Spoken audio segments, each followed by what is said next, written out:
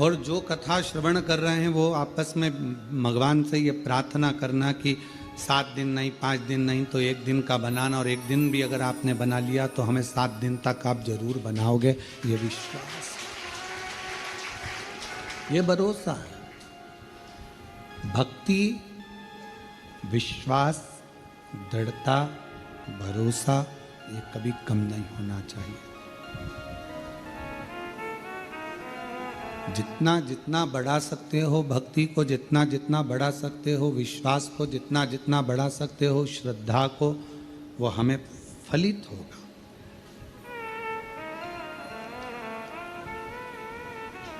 बीज बोने से पहले जमीन को देखना पड़ता है कि जमीन उपजाऊ है कि नहीं। बीज तो बो दिया आपने और मालूम पड़े वो अंकुरित ही ना हो तो बिगड़ जाए। अभी लोगों ने सोयाबीन बोया, मक्का बोई, मूंगफली बोई, सिंगदाना, जो भी उसने बोया, पहले देखा कि ये जमीन उपजाऊ है कि नहीं। बंजर भूमि है, बहुत पत्थर हैं, बहुत पाषाण पड़ा हुआ है, तो फिर विचार करा कि ये इस भूमि पर सोयाबीन नहीं होगा, इस भूमि पर गेहूं नहीं होगा। तो किसी ने पूछा कि ये भूमि तो हल्की है, इस पर काय की फसल हो सकती है, तो कहा इस पे मक्का हो सकती है। फिर किसी ने कहा कि अगर मक्का भी नहीं हो सके और ज्यादा बंजर भूमि है, क्या हो सकता है, तो कहा मूंगफली हो सकती है।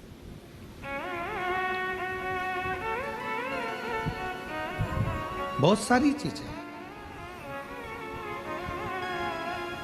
शिव पुराण भी यही कहती है, यदि आप फसल नहीं बो सकते, मतलब हृदय से भक्ति का संचार नहीं कर सकते, तो थोड़ा थोड़ा कथा को श्रवण कर लिया करो। और अगर इस जमीन पर कथा भी, इस मन रूपी भूमि पर कथा भी ना ठहरे, तो फिर थोड़ा थोड़ा भजन गुनगुना लिया करो। मक्का की खेती तो हो सकती है, और अगर मक्का भी ना हो, भजन भी ना गुनगुना सको, तो फिर कहा कि मूंगफली बो दो, मतलब 1 लोटा जल लेकर शंकर के मंदिर जाना चालू कर दो, तो उसको अंकुरित करना ये आपके ऊपर है। भूमि को क्लीन करना, भूमि को श्रेष्ठ बनाना, ये आपके ऊपर है। आप सभी को मालूम होगा, भगवान मैया यशोदा जी की गोद में जो खेले उनका नाम क्या था? भगवान वसुदेव जी के जो लाडले रहे हैं उनका नाम है भगवान कृष्ण। राधा जी के जो प्रिय रहे हैं वो भगवान कृष्ण। रुक्मणी जी से जिनका विवाह हुआ है वो भगवान कृष्ण। कृष्ण का मतलब क्या? कृषि हमारा लाइफ को कृष्ण। किसी ने भगवान कृष्ण से पूछा कि तुम्हारी मैया ने तुम्हारा नाम कृष्ण रखा, गुरुदेव ने तुम्हारा नाम गर्गाचार्य बाबा ने कृष्ण रखा, क्यों रखा? तो कहा कृषि इति कृष्णा, मतलब किसान जमीन में बीज बोता है, फसल लेता है। भगवान कहते हैं मैं भी सभी के दिल में भक्ति का और प्रेम का बीज बोकर फसल लेता रहता हूं। मेरे भगवान कृष्ण भी बहुत बड़े किसान हैं, उनका नाम ही कह रहा है कृषि इति कृष्णा। मैं फसल बोता हूं, किसान जमीन में बोता है, मैं दिल में बोता हूं। ये बीज डालता है, मैं भक्ति डालता हूं। वो भी फसल को लेता है, मैं भी फसल को लेता हूं, अपने भक्त को तैयार कर लेता हूं, और फिर वो भक्त फसल को अपने घर में रखता है। तो जब फसल घर में आती है तो उसका भोग सब करते हैं। उसी तरह घर में यदि एक शिव भक्त पैदा हो जाता है तो वो पूरी 71 पीढ़ियों को तार देता है। सब भोग सब भोग।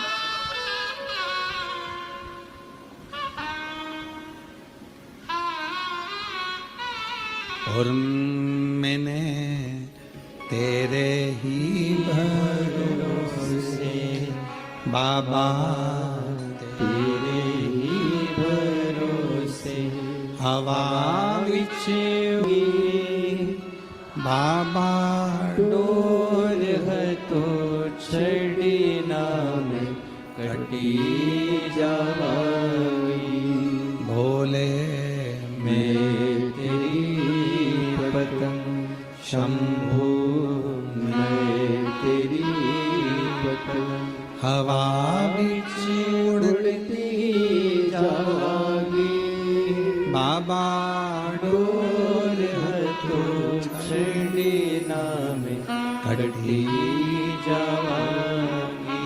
भगवान कृष्ण कृषि इति कृष्ण। खेती करे, फसल ले, मोहल्ले का, कॉलोनी का, सोसाइटी का, घर का, गांव का एक व्यक्ति भी यदि शिव के मंदिर जाना प्रारंभ कर देता है तो वो धीरे धीरे समझ लेना कि पूरे गांव को, पूरे मोहल्ले को, पूरे कॉलोनी को पार उतार देता है। एक व्यक्ति श्री शिवाय नमस्तुभ्यम कहना प्रारंभ करता है, उसके मुख का दर्शन उसके गांव के लोग करते हैं तो वो भी पार उतरना प्रारंभ कर देता है। दरवाजे पर, दीपावली पर, दिवाली के समय पर पूरे घर की सफाई करो, पूरे घर को साफ करो, दरवाजा भी साफ करो, पेंटिंग भी करो, रंगाई भी करो, डेंटिंग भी करो, इंटीरियर भी करो, सारा साज सामान लगाओ। पर एक काम जरूर करना कि दीपावली पर बाजार से एक स्टिकर खरीद कर लेकर आना, श्री शिवाय नमस्तुभ्यम का, वो दरवाजे पर लगा देना, जिससे हमारे घर में जो प्रवेश करे वो पढ़ ले। पढ़ेगा, आप दरवाजा खोलोगी, उतनी देर में उसने मुख से उच्चारण कर लिया। दरवाजा बंद था, बाहर खड़ा था, दरवाजे पर क्या पढ़ा उसने? श्री शिवाय नमस्तुभ्यम। आपने दरवाजा खोला, उसने पढ़ लिया। आप जैसे ही दरवाजा खोलोगी, उसके मुख का दर्शन करोगी तो कुछ गलत भी होने वाला होगा तो वो अच्छा होना प्रारंभ हो जाएगा, क्योंकि मुख का दर्शन करो।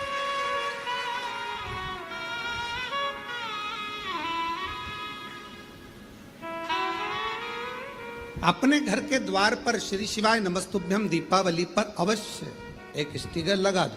कोई आएगा, दरवाजा खोलने से पहले वो पढ़ लेगा, क्योंकि जिसका घर होता है उसको पढ़ा जाता है। श्री भानु प्रताप जी का, राम किशन जी का, हरि प्रसाद जी का, नारायणी बाई जी का इनका मकान है, कमलाबाई जी का इनका मकान है, तो उसी तरह नाम पड़ेगा श्री शिवाय नमस्तुभ्यम। आप दरवाजा खोलोगी, उतनी देर में उसने पढ़ लिया। पढ़ा, कुछ गलत सूचना देने भी आएगा ना, और आपने उसका मुंह का दर्शन कर लिया तो वो गलत भी अच्छा होना प्रारंभ हो जाएगा, बेकार नहीं होगा, कुछ श्रेष्ठ हो।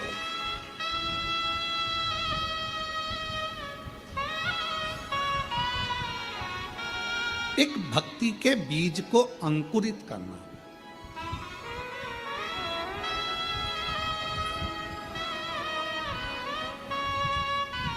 कथा में कहा था, एक बेलपत्र के वृक्ष के नीचे एक बेलपत्र में 68 करोड़ तीर्थ होते हैं।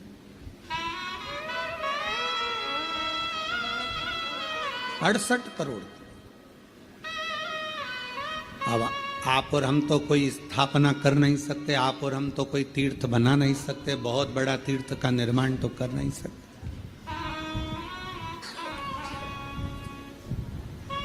क्यों?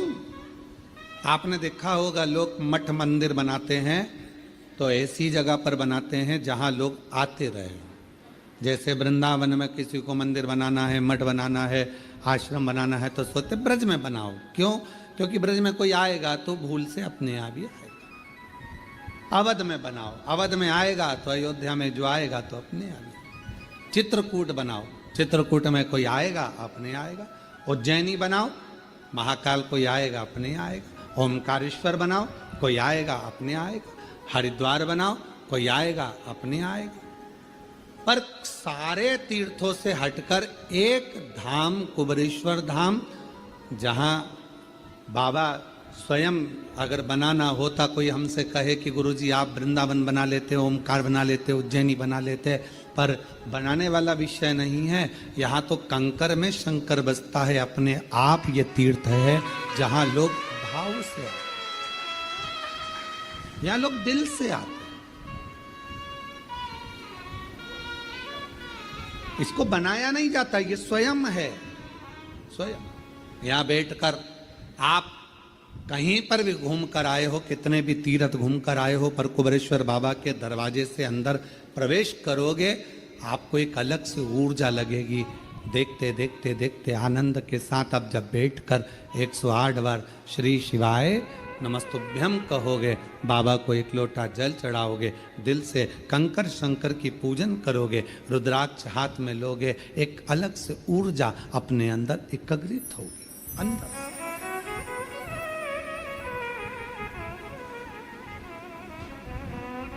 वो ऊर्जा हमें मिले। एक बच्चे ने लिखा,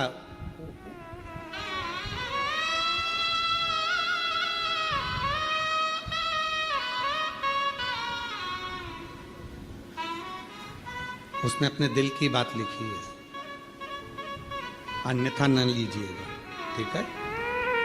कोई अपने अवगुण को जब किसी के सामने, गुण तो सब बताते हैं, अवगुण कौन बताता है, पर कोई अपने अगर अवगुण को बताता है तो उसको श्रेष्ठ मानना चाहिए कि उसने अपने अवगुण गिने।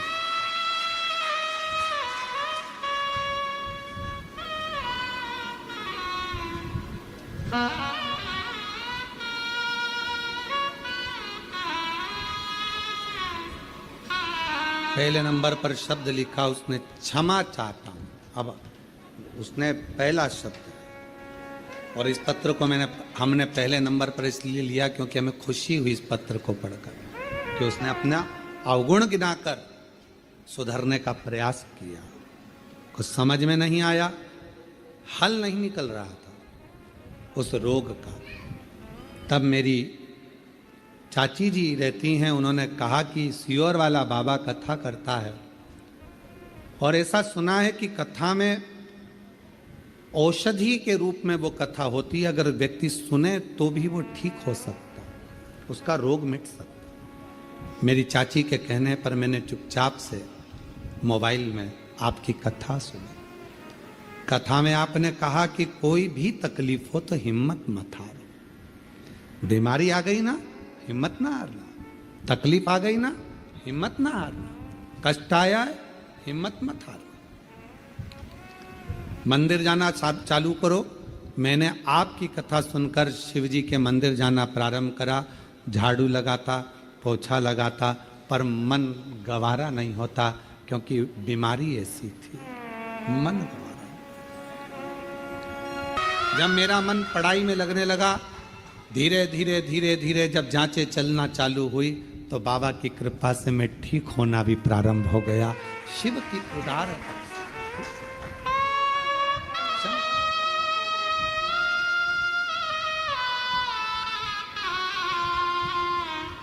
आज केवल बाबा को प्रणाम करने के लिए आया हूं कि मुझे बाबा ने बहुत बल दिया और मुझे स्वस्थ किया। एक बेलपत्र की चाह रखता हूं, पर मेरा बेटे से निवेदन है, आप मत आओ व्यासपीठ पर। हम जब कक्ष में पहुंचे, आप आकर बेलपत्र हमसे लेकर चले जाना, हम दे देंगे पत्र। बालक लिखता है, मेरी पूरी जिंदगी अगर मैं भगवान शिव को दे दूं तो कम नहीं, क्योंकि उसने मुझे पूरा ठीक कर दिया। शिव को मेरा बेटों से निवेदन है, मेरा बेटियों से भी निवेदन है, आप अपने मित्रों से मित्रता उतनी रखें जितनी जरूरत है। इस बेटे से पूछूंगा, जब मित्र साथ थे और तुम्हारा शरीर जब बेकार हो गया तो कोई मित्र तुम्हारे साथ खड़ा हुआ? सबने साथ छोड़ दिया, सब। आज की वो मित्रता नहीं है कि आप सोचो कि कृष्ण और सुदामा की मित्रता होगी। आज की वो मित्रता नहीं है कि आपको लगे कि कर्ण और दुर्योधन की मित्रता होगी। आज की मित्रता वो नहीं है कि अर्जुन और भगवान कृष्ण की मित्रता होगी। आज की मित्रता तो केवल आपके द्वारा धन है, उसका भोग करना है, आप श्रेष्ठ हो, आपका भोग करना है, उसके बाद आपको लात मारकर बाहर कर देगा। सतर्क हो जाए मेरे बेटा बेटियां, सतर्क।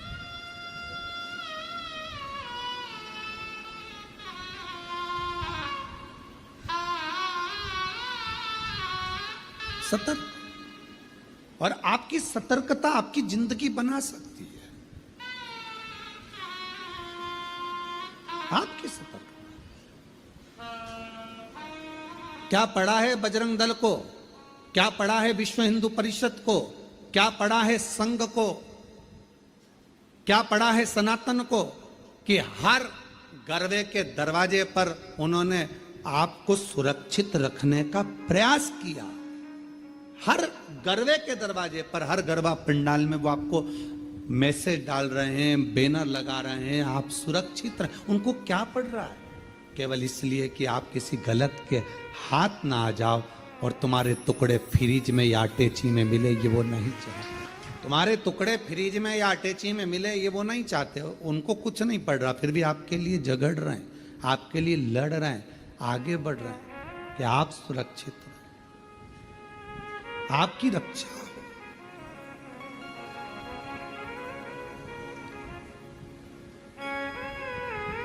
एक एक रक्षा के विषय हेतु वो आगे बढ़े। महाराज,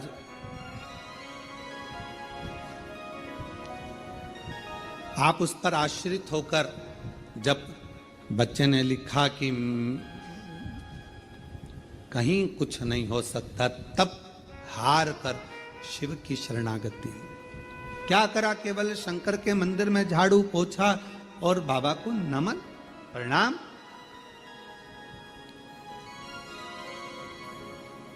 उतने में भगवान ने स्वीकार कर लिया। क्यों? क्योंकि वो सब दूर से टूट चुका था, हताश हो गया था कि अब कोई साथ नहीं देगा। तब अंतिम बिंदु में उसने अपनी चाची की वाणी पर भरोसा करा कि मेरी चाची ने मुझसे कहा है कि अब तू एक काम कर कि वो सियोर वाला बाबा कथा कहता है उसको सुनना चाहिए। सुना तो मन तो लगाया उसने, पढ़ाई में मन नहीं लग रहा था, 11वीं के बाद एग्जाम देना बंद, पढ़ाई बंद, तो कम से कम उसने दिल तो लगाया, फिर पढ़ाई चालू कर दी। विद्यार्थी, उसके अंदर हिम्मत तो जागृत हुई। कल एक बेटी रोती रोती कह रही थी, गुरुजी, गुरुदेव, जब हम पीछे बाबा के दर्शन करने के लिए बट वृक्ष की ओर जा रहे थे, तब वो कह रही थी कि गुरुदेव मैं बहुत हताश हो गई। मैंने पूछा, बेटा क्या हुआ, क्यों हताश हो गई? कहा मैं 9 साल से नौकरी की सर्विस की तैयारी कर रही हूं, पर मेरा गवर्नमेंट जॉब नहीं लग रहा। मैंने कहा इतने में हार गई तू? 9 साल में, केवल 9 साल। वो 14 वर्ष मेरे राम जी महाराज वन में रहे और हिम्मत नहीं आ रहे।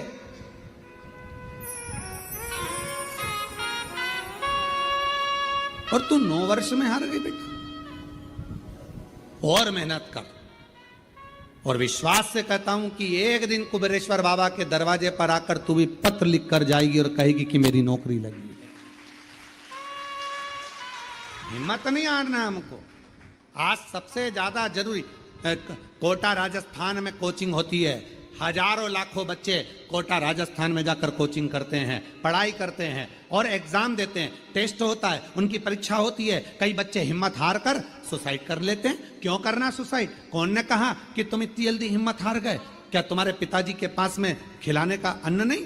तुम में क्या वो बल नहीं? सब कुछ है। एक माँ बाप यदि तुम्हें पढ़ने के लिए कोटा राजस्थान भेज सकते हैं, एक माँ बाप तुमको पढ़ने के लिए पुणे मुंबई भेज सकते हैं, तो एक माँ बाप तुमको भी पाल पोस कर बड़ा कर कर तुम्हें खिला सकते हैं। और तुम में भी वो बल है कि एक एग्जाम अगर क्लियर नहीं हुआ तो दूसरा एग्जाम तो तुम क्लियर कर सकते हो, दूसरा नहीं हुआ तो तीसरा क्लियर कर सकते हो, तीसरा क्लियर नहीं करा तो चौथा कर सकते हो। हिम्मत इतनी जल्दी हार लेना और अपने प्राणों को त्याग देना, ये कहां की रीति है?